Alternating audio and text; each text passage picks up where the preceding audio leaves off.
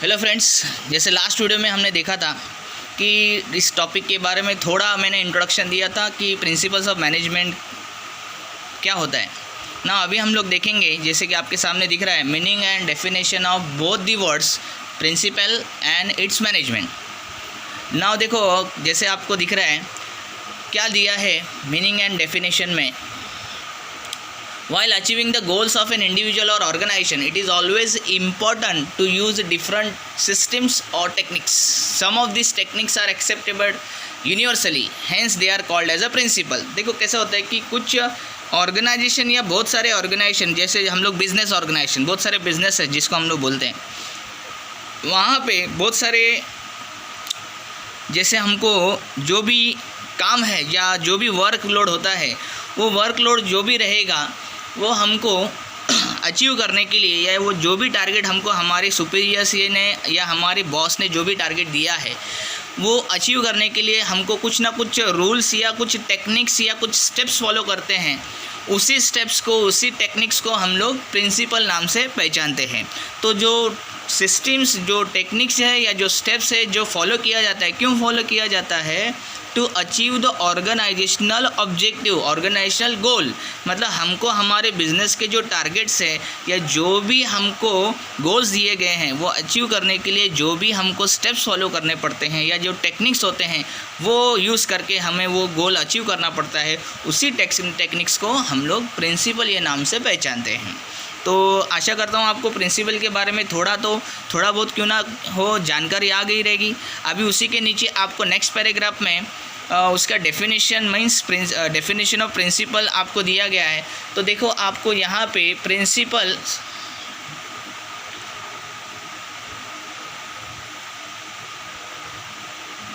Principal is defined as fundamental truth और proposition. Principle is defined as a fundamental truth or proposition that serves as a foundation for a system of belief or behavior or for a chain of reasoning.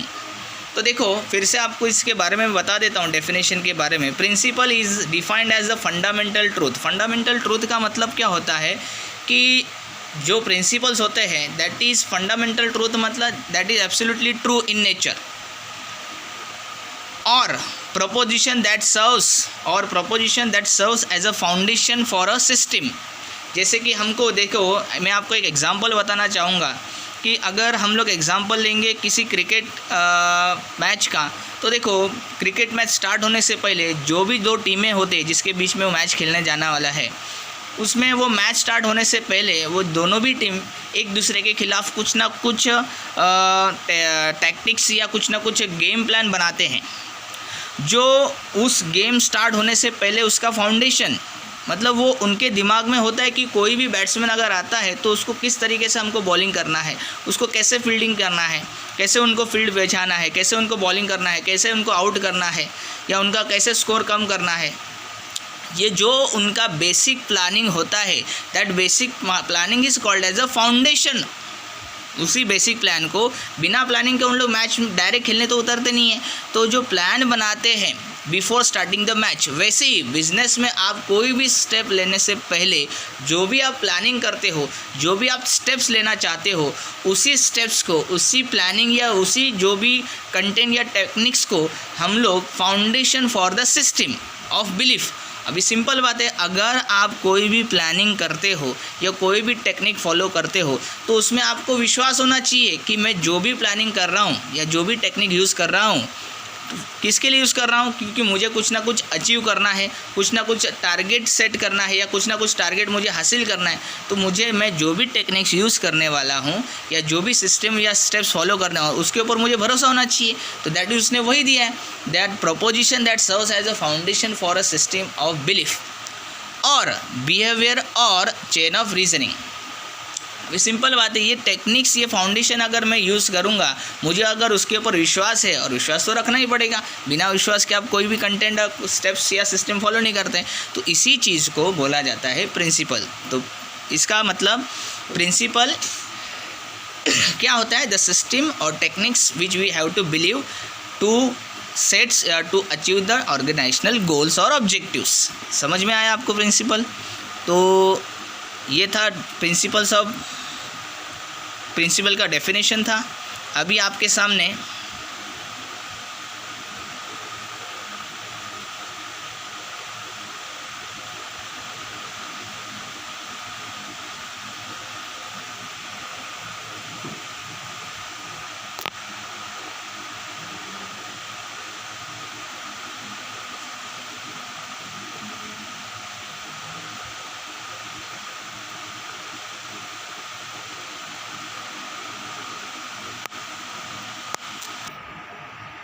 So the next question जो है आपके सामने दिख रहा है, nature of principles of management, जिसमें first point आपको जो दिया गया है वो क्या है?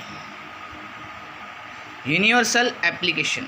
जैसे मैं आपको एक चीज़ अभी थोड़े देर पहले मैंने आपको बताया था कि ये जो भी प्रिंसिपल्स होते हैं मैनेजमेंट के, अब ये प्रिंसिपल्स ऑफ मैनेजमेंट कहाँ अप्लाई होता है? तो जैसे हमने स्टार्टिंग में ही देखा था, बिज़नेस एक्टिविटी हो या नॉन बिज़नेस एक्टिविटी हो या सोशल लाइफ हो, भले इसका मतलब आप बिज़नेस करते रहोगे या कोई किसी को हेल्प करते रहोगे, कोई ट्रस्ट चलाते रहोगे, कोई चैरिटी चलाते रहोगे या कोई सोशल वर्क करते रहोगे, कहाँ पे भी वेदर आप पैसा कमाने के लिए करते रहोगे या हेल्प करने के लिए कोई भी एक्टिविटी करते रहोगे, तो जो भी चीज़ आप कर रहे हो, वो जो भी आप बिज़नेस या ऑर्गेनाइजेशन चला रहे हो, वो चलाते समय हमको कुछ रूल्स, कुछ गाइडलाइंस, कुछ स्टेप्स, कुछ सिस्टम है जिसको हम लोग ने टेक्निक्स ये नाम दिया था, वो टेक्निक्स हमको फॉलो करना पड़ता है।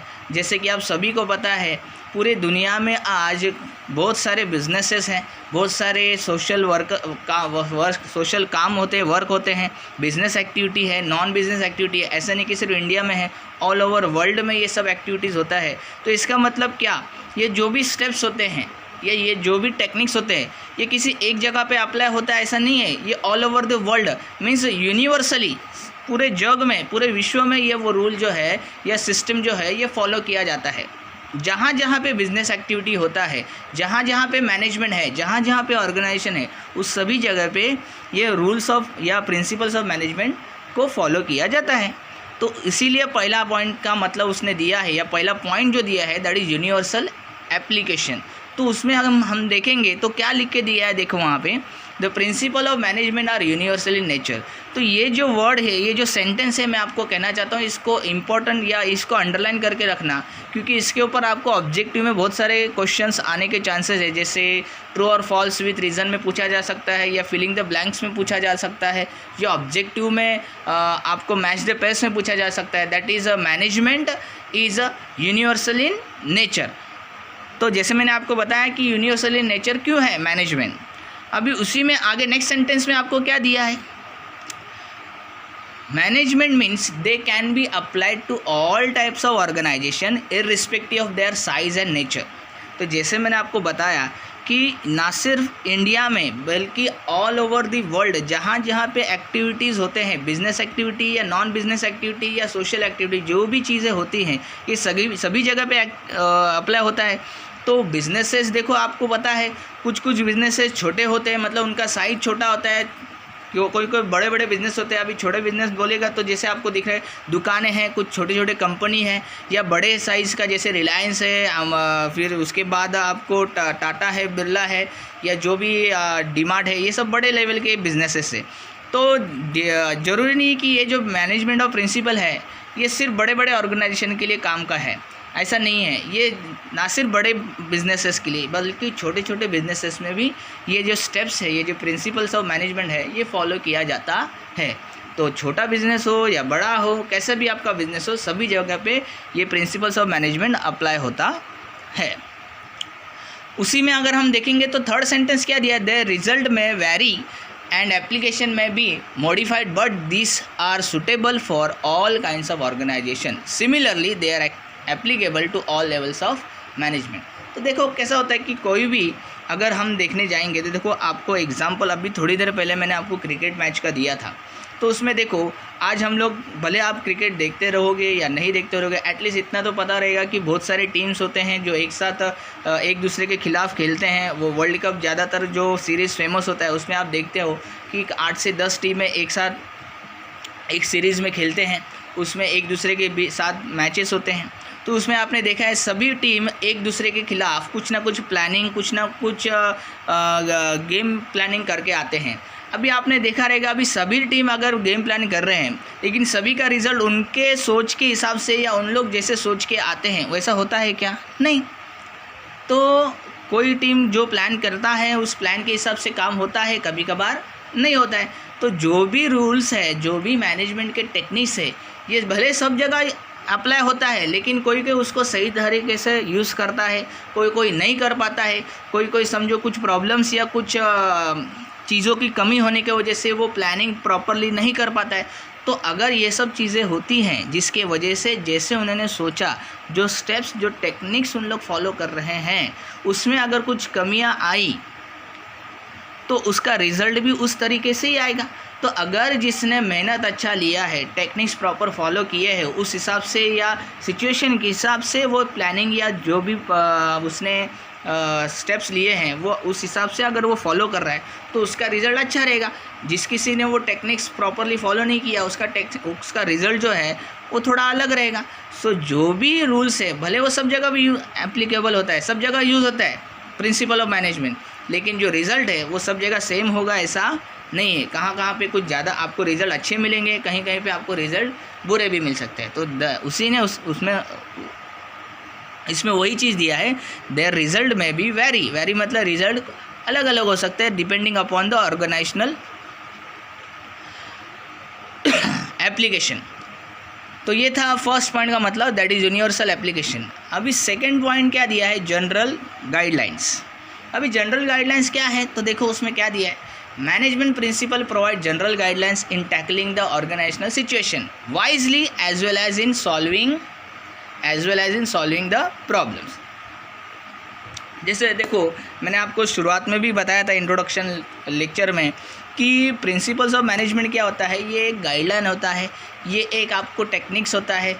एक जैसे मैंने आपको एक एग्जांपल भी दिया था, समझो हम लोग अगर ऐसे जगह पे जाते हैं, ऐसे डेस्टिनेशन पे जाते हैं जहाँ पे हम लोग कभी पहले गए नहीं है।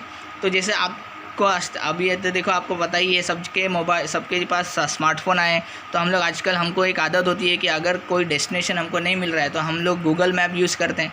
तो गूगल मैप में हमको जो भी डेस्टिनेशन है उसका नाम डालना है, अकॉर्डिंगली जहाँ पे भी हम लोग रहेंगे उस हिसाब से हमको वो उसी डायरेक्शन में, किस डायरेक्शन में जाना है वहाँ पे वो डायरेक्शन के हिसाब से जाना है, देन आप उस डेस्टिनेशन पे पहुँच जाते हो। तो वैसे ही ये जो रूल्स है, ये जो प्रिंसिपल्स है या ये जो टेक्निक्स है बिज़नेस के, ये टेक्निक्स जो है ये क्या है कि आपको वो बिज़नेस कैसे करना है या आपको वो टारगेट अचीव करने के लिए क्या क्या करना पड़ता है, क्या क्या करना पड़ सकता है। दीस आर गाइडलाइंस, ये आपको स्टेप्स है कि क्या करना चाहिए अगर आपको बिज़नेस का टारगेट या बिज़नेस के कोई भी चीज़ आपको सही तरीके से अगर अचीव करना है या रिज़ल्ट अगर आपको अच्छा चाहिए तो आपको क्या करना चाहिए। तो मैनेजमेंट प्रिंसिपल्स और टेक्निक्स आर द गाइडलाइंस। समझ में आया आपको। और वो गाइडलाइंस कैसा होता है कि जैसे अगर आप देखो सही ढंग से जा रहे हो तो ठीक है, लेकिन अगर आपने काम करते करते अगर ऐसा कोई सिचुएशन आ गया या नेगेटिव सिचुएशन आ गया जहाँ पे आपको प्रॉब्लम हो गई, तो उस प्रॉब्लम का भी सॉल्यूशन आपको उस गाइडलाइंस में मिलेगा। जैसे देखो आप अगर किसी डेस्टिनेशन पे जा रहे हो तो वो डायरेक्शन आपको दिखाता है कि सीधा जाना है, लेफ़्ट मार जाना है, राइट जाना है। अगर आप गलती से आपने लेफ़्ट की जगह पे राइट मार लिया तो आपको वो भी बताएगा कि अगर आपने गलती किया तो आपको नेक्स्ट चीज़ क्या करना है। वो ऐसा नहीं बोलेगा आपको वापस रिवर्स जाओ, आपको दूसरा ऑप्शन भी आपको देगा। तो इसका मतलब क्या है, अगर हम लोग प्रिंसिपल्स या जो भी टेक्निक बिजनेस में फॉलो करते हैं, उस फॉलो करते समय अगर हमसे कुछ गलतियां हो गई तो उस गलतियों को सुधारना कैसे है ये भी हमको उस प्रिंसिपल्स में हमको बताया गया है। सो वाई जैसे उसने क्वेश्चन पॉइंट में दिया है, तो management principles are general guidelines in tackling the organisational situation. Tackling मतलब जो भी बिजनेस के हमारे सिचुएशंस है या जो भी एक्टिविटीज़ है उसको कैसे हमको फेस करना है, और उसमें अगर कुछ प्रॉब्लम्स आते हैं तो उनको कैसे सॉल्व करना है, इसके बारे में पूरी तरीके से जानकारी हमको वो प्रिंसिपल ऑफ मैनेजमेंट में दी गई है। तो दैट इज़ जनरल गाइडलाइंस। अभी उसी में अगर हम सेकंड सेंटेंस देखेंगे तो उसमें क्या दिया है, they are not rigid. Rigid का मतलब क्या होता है, दे आर नॉट लेंदी। देखो कोई भी चीज़ अगर मैं आपको बताने जाऊँगा, अगर वो लेंदी या बहुत सारे उसमें कंटेंट रहेंगे तो आपको भी उस पढ़ने के लिए या आपको वो समझने के लिए बहुत सारा डिफ़िकल्टी होगा। तो मैनेजमेंट प्रिंसिपल जो है that should be always simple and short. अगर वो सिंपल एंड शॉर्ट रहेगा तो हमको समझने में बहुत आसानी होगा। और वो उसमें कैसा होता है कि अगर वो सिंपल एंड शॉर्ट है तो हमको समझने के लिए ज़्यादा टाइम नहीं लगेगा और उसका अप्लाई करने के लिए भी हमारे पास कॉन्फिडेंस ज़्यादा रहेगा। तो अगर सिंपल एंड शॉर्ट रहेगा तो that will be good for the management और that will be good for the manager to apply the same. लेकिन वही अगर मैनेजमेंट के जो प्रिंसिपल है वो अगर बहुत सारे उसमें कंटेंट रहेंगे या बहुत सारे लेंदी फॉर्मेट में रहेंगे तो उसको फॉलो करना, उसको समझना बहुत प्रॉब्लमेटिक हो जाएगा। तो इसीलिए जो प्रिंसिपल ऑफ गाइडलाइन मैनेजमेंट है वो सिंपल एंड शॉर्ट होना चाहिए। They should not be rigid, मतलब लेंदी होना नहीं चाहिए। अभी उसी में अगर थर्ड पॉइंट क्या दिया है, which management principle are to be applied depends upon the situation, size and the nature of organisation. For example,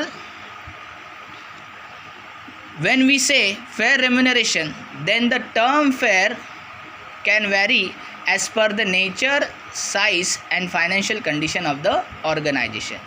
तो जैसे थर्ड सेंटेंस में हमने देखा जो प्रिंसिपल ऑफ मैनेजमेंट होते हैं वो, जैसे मैंने आपको थोड़ी देर पहले बताया था कि वो जो प्रिंसिपल ऑफ मैनेजमेंट है वो सभी ऑर्गेनाइजेशन में अप्लाई होता है। डिपेंड करता है वो ऑर्गेनाइजेशन छोटा है या बड़ा है। ऐसा कुछ नहीं कि वो छोटा रहेगा तो उधर प्रिंसिपल ऑफ मैनेजमेंट अप्लाई नहीं होगा, बड़े साइज़ का बिजनेस में अप्लाई होगा। छोटा बिजनेस हो या बड़ा बिजनेस हो, सभी बिजनेसेस में या बिजनेस एक्टिविटी हो या नॉन बिजनेस एक्टिविटी हो, सभी जगह पे ये प्रिंसिपल ऑफ मैनेजमेंट अप्लाई होता है।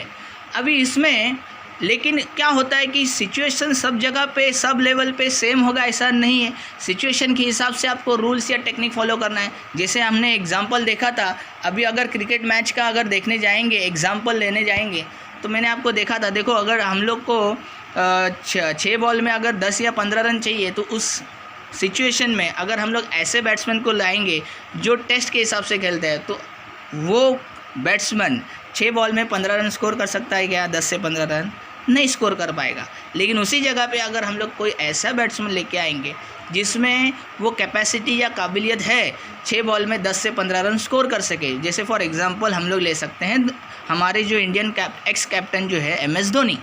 तो आपने देखा रहेगा बहुत सारे मैचेस में उन्होंने एज अ फिनिशर रोल निभाया है। तो उसमें आपने बहुत सारे मैचेस में देखा रहेगा जहाँ पे 6 बॉल में 10 या 15 रन चाहिए तो धोनी ने वो बहुत बार ऐसे स्कोर अचीव किया है। तो डिपेंड करता है सिचुएशन क्या है, उस सिचुएशन के अकॉर्डिंगली हमें मैनेजमेंट को फॉलो करना है। तो जैसे उन्होंने दिया है कि एग्जाम्पल, अगर सैलरी की बात आती है ना, द वर्ड रेम्यूनरेशन मीन्स जो फीस या सैलरी की बात आती है, अभी सभी ऑर्गेनाइजेशन में सभी कंपनी में सैलरी आपको सेम लेवल पे होती है क्या? नहीं। अगर आप किसी बड़े ऑर्गेनाइजेशन में काम करते हो तो आपकी सैलरी अच्छी खासी रहेगी। वही अगर कंपेयर करेंगे छोटे बिजनेस, उसी टाइप का बिजनेस है लेकिन बिजनेस छोटा है तो उसमें आपको सैलरी कंपेरेटिवली बड़े ऑर्गेनाइजेशन के कम रहेगी। तो depending upon the nature, the size and the financial condition of the organisation जो आपकी सैलरी है वो अलग अलग रहेगी। तो वैसे ही आपके जो भी रूल्स है, मैनेजमेंट के जो प्रिंसिपल्स है वो अप्लाई करते समय ज़रूरी नहीं कि सब जगह पे same rule, same application, same system वाला होगा। डिपेंडिंग अपॉन द सिचुएशन वो आपको फॉलो करना है। So that was the general guidelines, कैसे आपको वो गाइडलाइंस यूज़ करने हैं। प्रिंसिपल ऑफ मैनेजमेंट ये गाइडलाइंस है। नाउ थर्ड पॉइंट क्या है, principle are form by practice and experiments. देखो कोई भी जैसे हमने देखा था, बताया आपको कि प्रिंसिपल्स क्या है, this are the techniques, this are the steps.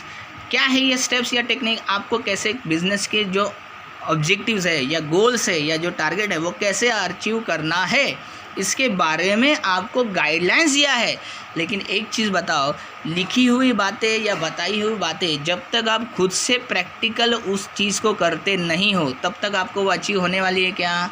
नहीं होने वाले। आप कितना भी प्लानिंग करो, आप कितना भी गेम्स या टारगेट सेट करो, जब तक आप उसको प्रैक्टिकली सॉल्व नहीं कर पाते तब तक वो आपका जो भी गोल है, जो ऑब्जेक्टिव है, वो अचीव होने वाला है क्या?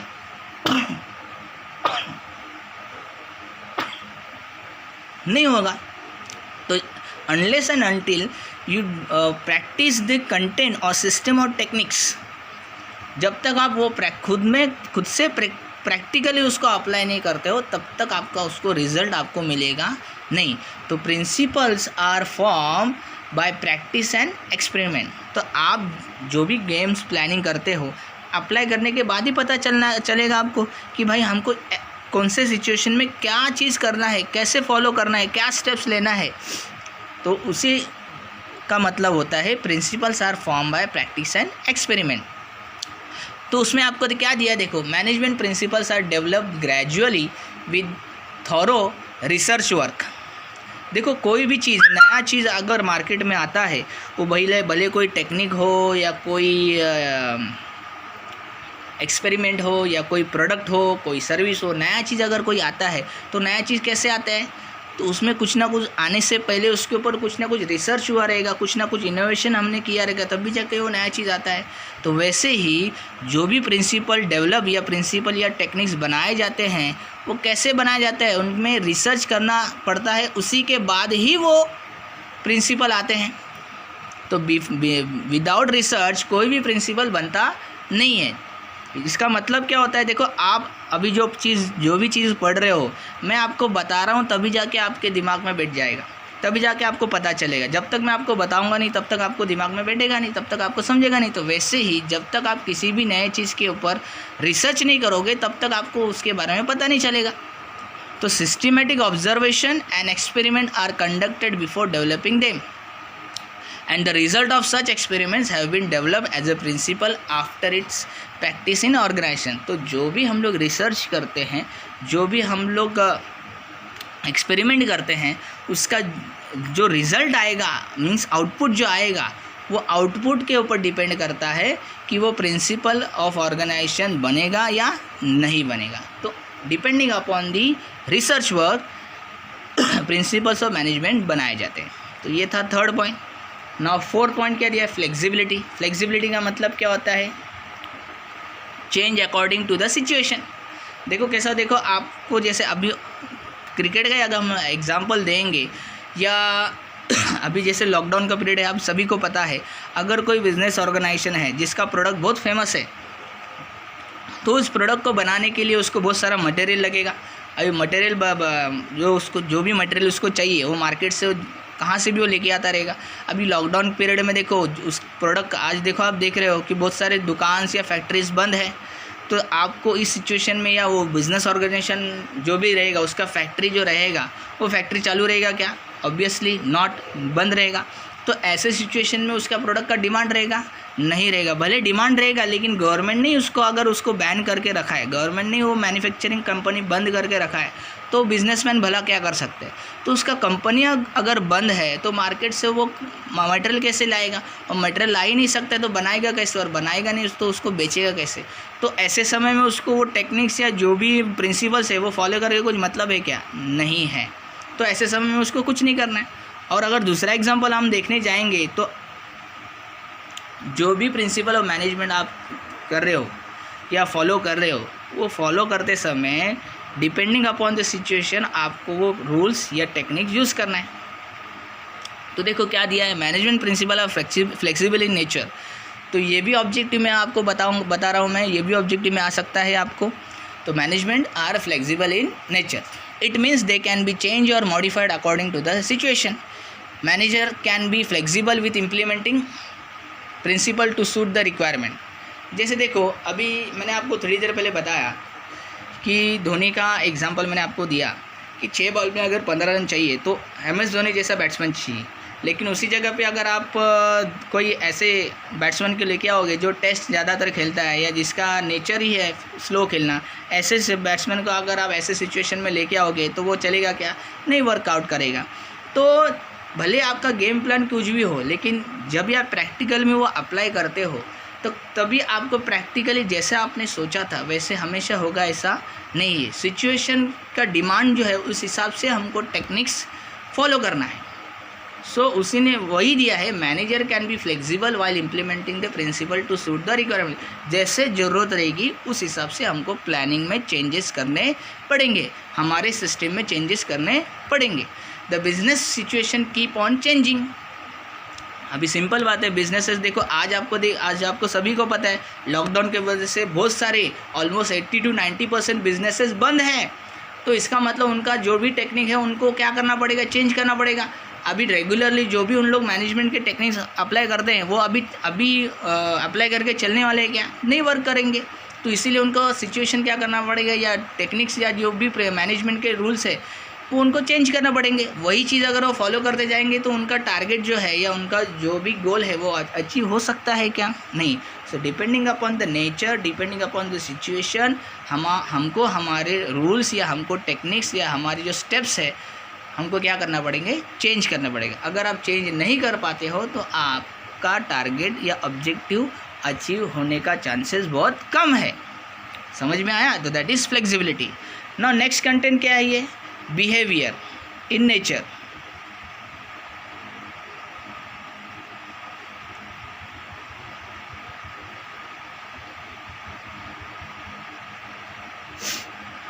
तो देखो management is a group activity. देखो आप जब भी बिज़नेस का बात करते हो तो बिजनेसेस तो बहुत सारे होते हैं, जैसे मैंने बताया ये जो प्रिंसिपल ऑफ मैनेजमेंट है ये सभी बिजनेसेस में अप्लाई होता है, ना कि बिज़नेस में बल्कि नॉन बिजनेस एक्टिविटी में भी।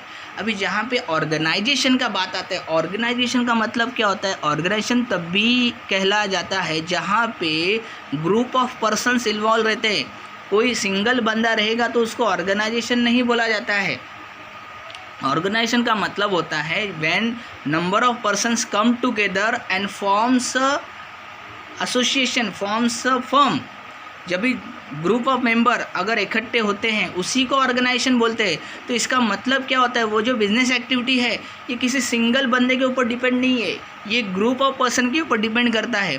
तो इसीलिए मैनेजमेंट जो है ये कोई अकेला बंदा नहीं कर पाता है, या उसको पॉसिबल भी नहीं होगा करने के लिए। तो इसीलिए मैनेजमेंट जो भी चीज़ है इसमें ग्रुप ऑफ पर्सन के रिक्वायरमेंट है। इसीलिए उसने कहा है management is a group activity. Management aims at achieving certain goals through the group of human being. अभी सिंपल बात है, अभी ये जो स्टेप्स है, ये जो टेक्निक्स है, ये किसने बनाया है, हमारे आपके जैसे इंसान नहीं बनाया। और इसको फॉलो भी कौन करेगा, इंसान को ही करना पड़ेगा। अगर कोई मशीन तो नहीं करेगा। तो हमको हमारे बिजनेस के ऑब्जेक्टिव या गोल्स अगर अचीव करना है तो हमको ही वो फॉलो करना पड़ेगा। सो उसने वही दिया है, management aims at achieving certain goal through the group of human beings. So management principles are designed to influence human beings. This principle control a group of person and direct them to achieve the objectives. तो simple बात है, ये techniques, ये जो principles है, ये किसने बनाया, हमारे आपके जैसे इंसान ने। और किसके लिए बनाया, हमारे बिजनेस के जो टारगेट्स हैं, ये गोल्स है, उसको अचीव करने के लिए। और वो अचीव करने के लिए हमको कौन लगेंगे, इंसान ही लगेंगे, ह्यूमन बींग्स ही लगेंगे। और वो अप्लाई भी किसके ऊपर होगा, हमारे आपके जैसे इंसानों के ऊपर, कस्टमर्स के ऊपर, क्लाइंट्स के ऊपर ही होगा। That is why it is a behavioural in nature. तो depending upon the human being, अब ह्यूमन बींग का नेचर ही है, कभी अच्छा होता है, कभी बुरा होता है, कभी सिचुएशन के हिसाब से चेंज होता है। तो ह्यूमन नेचर के हिसाब से हमको हमारा मैनेजमेंट का टेक्निक्स फॉलो करना पड़ेगा। That is why it is called as a behavioural in nature. Now 6th point क्या दिया है, cause and effect relationship. Now देखो,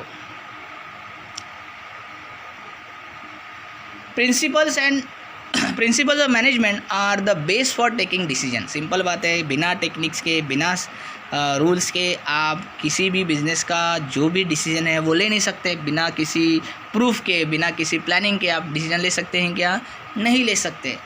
hence they determine the cause और reason for a particular effect. देखो हमको target achieve करना है, इसीलिए हमको स्टेप्स फॉलो कर रहे हैं।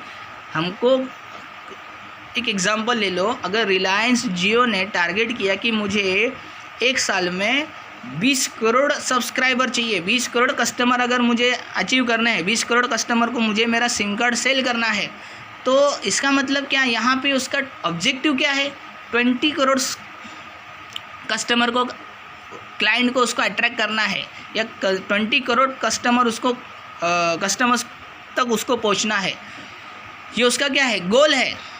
बराबर है। उस गोल को अचीव करने के लिए उसको कुछ रूल्स या कुछ स्टेप्स लेने पड़ेंगे जिससे कि वो उसका जो टारगेट है वो अचीव कर पाएगा।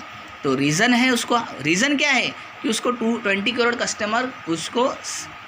कस्टमर्स को सिम कार्ड बेचना है, 20 करोड़ कस्टमर तक पहुंचना है, ये उसका क्या है,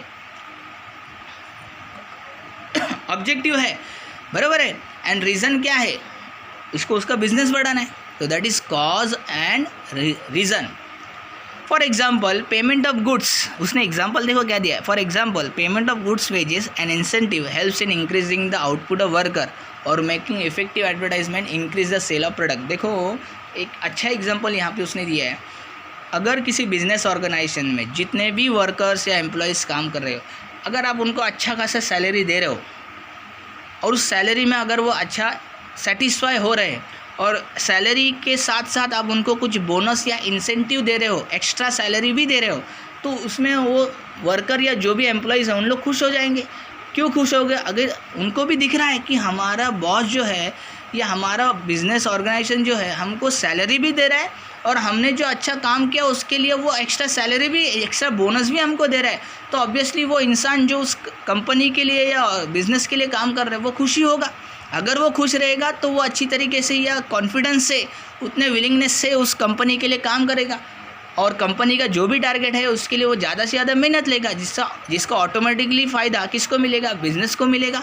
और उसके बाद वही बिज़नेस बाद में किसको फ़ायदा देगा? उसी वर्कर को देगा। तो अगर किसी कंपनी पे कंपनी उसके वर्कर को अच्छी सैलरी दे रही है और सैलरी के अलावा और एक्स्ट्रा पेमेंट भी दे रहा है, तो वर्कर्स अच्छा खासा कॉन्फिडेंस से, विलिंगनेस से काम करेगा, जिसका आउटपुट वापस किसको ज़्यादा मिलने वाला है? उसी कंपनी को मिलेगा। तो that is cause and effect relationship. तो ये था 6 point cause and effect relationship. ना नेक्स्ट लास्ट पॉइंट जो है उसमें क्या दिया है? All principle are equal importance. All principle are of equal importance. सभी प्रिंसिपल जितने भी टेक्निक्स होते हैं, कोई एक टेक्निक नहीं होते, बहुत सारे टेक्निक्स है। अभी वो टेक्निक्स क्या है वो हम लोग आगे जाके पढ़ने वाले। तो भले टेक्निक कोई भी हो, सभी को इक्वल इम्पोर्टेंस दिया गया है या देना चाहिए। तो उसने क्या दिया? All principle of management are equal importance, those are to be practice simultaneously to get best result in the form of achievement of pre defined goals. Simple बात है, जो भी टेक्निक्स आप फॉलो करते हो, क्यों फॉलो करते हो? आपको जो आपके बिजनेस के टारगेट गोल्स अचीव करने के लिए जो भी ज़्यादातर टेक्निक्स या प्रिंसिपल आप यूज़ करते हो, सिंपल है, उसको तो इम्पोर्टेंस देना पड़ेगा। अगर आप उसको इम्पोर्टेंस नहीं दोगे तो आपका बिजनेस का गोल टारगेट अचीव होगा क्या? नहीं होगा।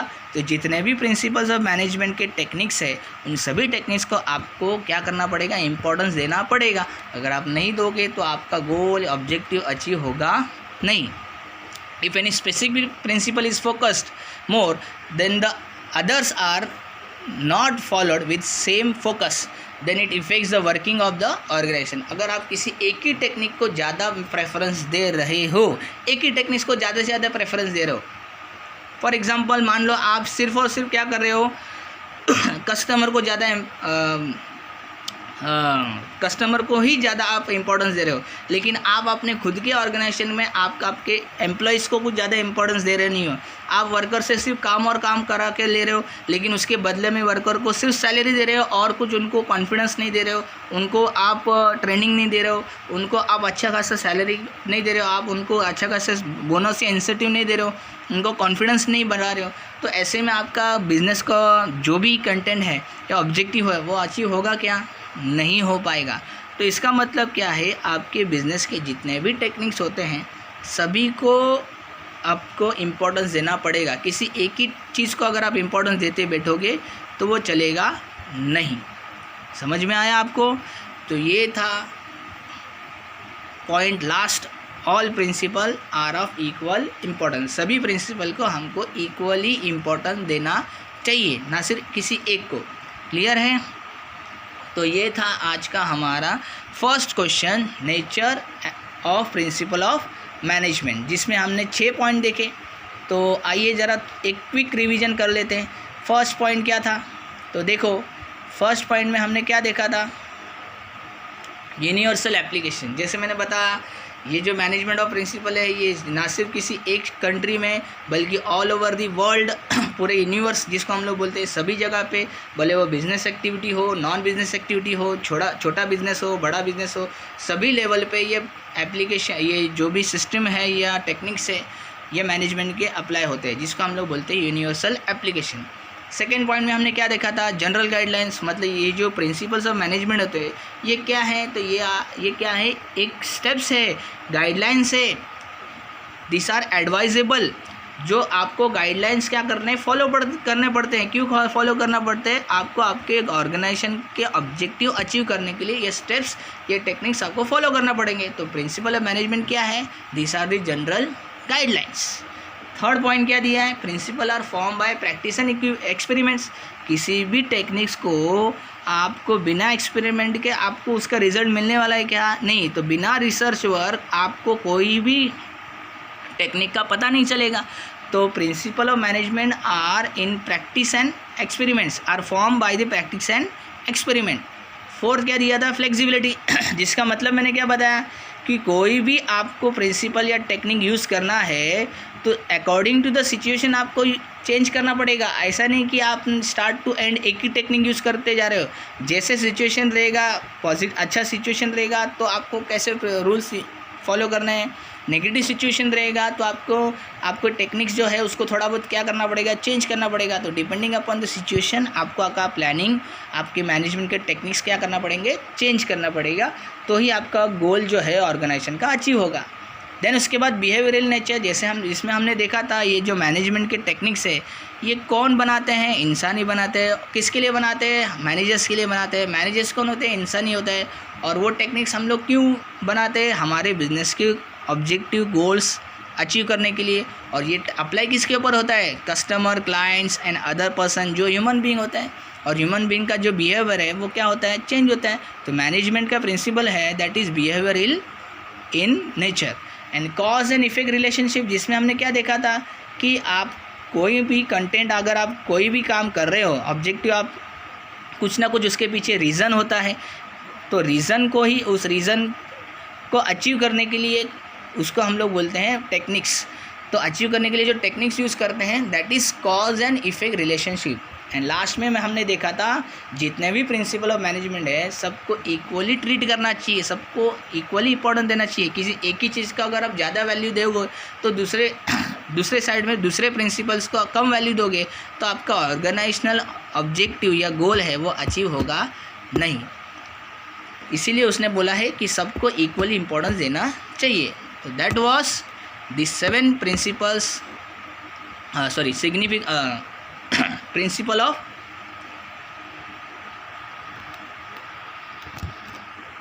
ये था नेचर ऑफ मैनेजमेंट प्रिंसिपल। आशा करता हूँ आपको थोड़ा बहुत कुछ ना हो, ये वीडियो में आपको nature of principal of management आपको समझ में आया रहेगा। अगर कुछ डाउट रहेगा, कुछ आपको पूछना रहेगा तो आप मुझे व्हाट्सएप के ज़रिए आप मुझे किसी भी पॉइंट का अगर एक्सप्लेनेशन अभी भी नहीं समझ में आया रहेगा तो आप मेरे को पूछ सकते हो। आप नेक्स्ट वीडियो में हम लोग नेक्स्ट पॉइंट लेने वाले हैं, ठीक है। तो आज के लिए सिर्फ इतना ही। Good bye.